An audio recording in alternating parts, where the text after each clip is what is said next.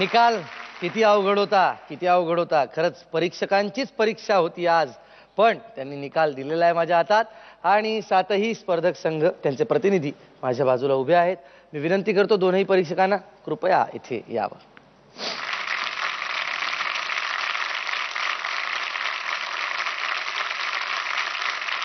ज्यांचं पाऊल पुढे पडलेलं आहे पैकी सर्वप्रथम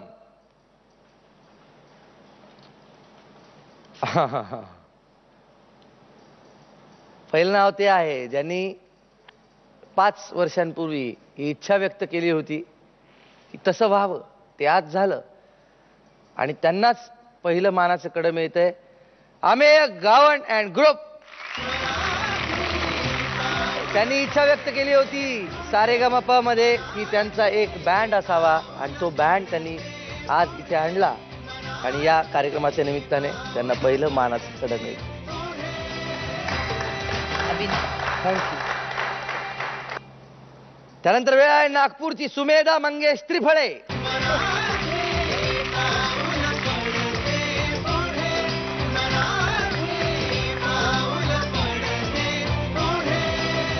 त्यानंतर एनी गेसेस? पुन्हा एकदा नागपूर अमित ग्रुप.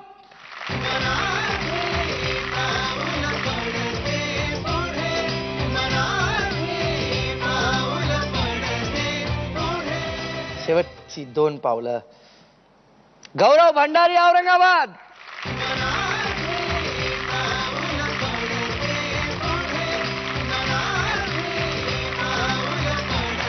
आणि शेवटचं पाऊल, शेवटचं मानाचं कडं ज्यांना मिळतंय ते आहेत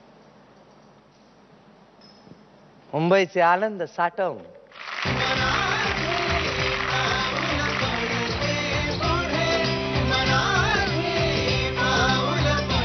धन्यवाद. आणि ज्यांचं पाऊल इथेच थांबलंय असं म्हणण्यापेक्षा ज्यांना कडं मिळालेलं नाही मानाचं त्यांच्याबद्दल मकरंद सर. तुम्ही आमचं मन जिंकलं हे आम्ही आधीच सांगून टाकलेलं आहे, पण काही वेळा काय होतं की आपलं मनाला जे आवडतं ते काही वेळा आम्हाला थोडंसं रोखावं लागतं, कारण का आमची समीकरणं थोडीशी वेगळी आहेत.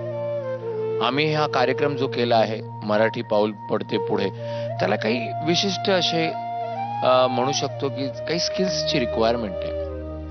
तर पाऊल इथे थांबले असं समजू नका, फक्त तुम्ही यांच्याबरोबर पुढे नाही गेला, तुमचं वेगळं पाऊल पुढे आहेच. मी याच्याबद्दल लगेचच सांगतोय. असं आहे की आजपर्यंत जितके एपिसोड झालेले आहेत या सगळ्या 8 एपिसोड्स मधून आतापर्यंत इथे सादरीकरण ज्यांनी केलं त्या 56 संघांपैकी 40 संघ निवडले गेले आणि आता सुरू होणार आहे पुढची फेरी पुढच्या आठवड्यात.